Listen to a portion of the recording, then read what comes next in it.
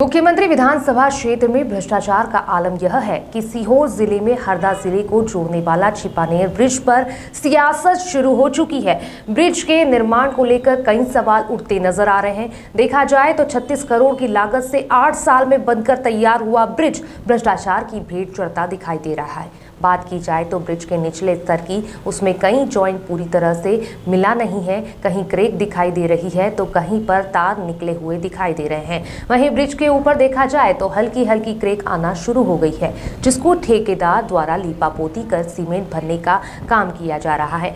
यहाँ यह कहना बिल्कुल भी गलत नहीं होगा, अभी तो ब्रिज को आम जनता के लिए खोला ही नहीं है, उसके पहले ही उस पर सवालिया निशान लगते दिखाई दे रहे हैं। इस बीच कांग्रेस भी हमलावर है, उन्होंने निशाना साधते हुए पूरे ब्रिज पर ही सवालिया निशान लगा दिए। अब देखने वाली बात यह है कि कब तक यह ब्रिज आम जनता के लिए खोला जाएगा। जो खामियां ब्रिज में दिखाई दे रही हैं उसके लिए जिम्मेदार अधिकारी ठेकेदार पर क्या कार्रवाई करते हैं।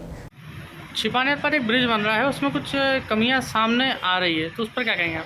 देखिए, मुख्यमंत्री की विधानसभा क्षेत्र में चूँकि छिपानेर से बड़ी छिपानेर सीहोर जिले से हरदा जिले को जोड़ने वाला आवागमन का जो मुख्य साधन है, लगभग 8 साल बाद उस पुल के आवागमन के लिए आम जनता रास्ता देख रही है।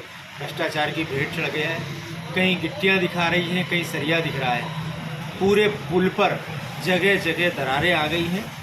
मैं उस गुणवत्ता पर, उस पुल की गुणवत्ता पर, चूँकि ये जान जोखिम आम जनता के आवागमन का मुख्य साधन है, बड़े ट्रक चलेंगे, तो कुल मिलाकर इस ब्रिज में जो गुणवत्ता अपनाई जाई है वो पूरी तरीके से भ्रष्टाचार की भेंट चढ़ गई है। विभाग का ये कहना है कि उसकी लोड टेस्टिंग कर उसको चालू कर दिया जाएगा।